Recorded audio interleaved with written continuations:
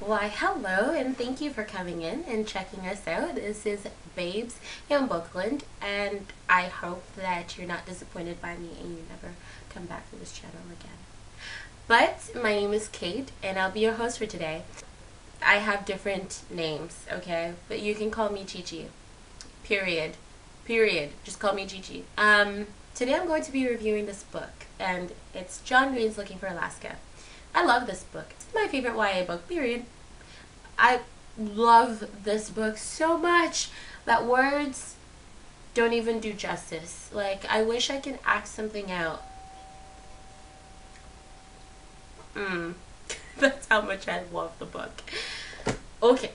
So basically this book follows a character named Miles Halter, and Miles Halter is obsessed with the last words of dying people. And he decides to go to a boarding school Creek in hopes of finding what Francois Rabelais calls the Great Perhaps.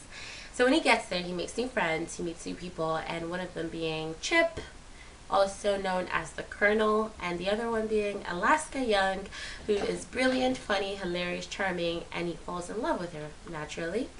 So as much as Alaska is awesome and awesomeness combined together, she's also highly self-destructive.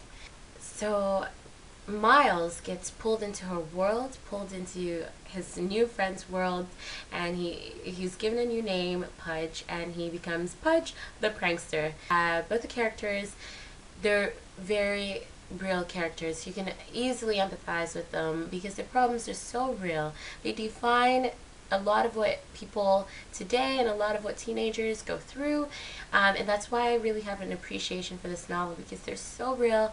And I couldn't even separate myself from one of the characters, and that's Alaska Young, because her problems and the stuff that she goes through, I definitely saw myself in that position, like, more often than not. I would definitely say that this book is definitely the Catcher in the Rye of our time. Hands down. It's so good. God. Whoa. A light bulb just bulbed. Okay. I was really freaking. How can we ever escape this labyrinth of suffering? I probably just butchered that saying, but just magnificent, isn't it? Don't you just want to read it already? I'm gonna stop being a saleswoman and go now. There was a book referenced in this novel, and that was Things Fall Apart, so I got it, and that's the book I'm reading right now.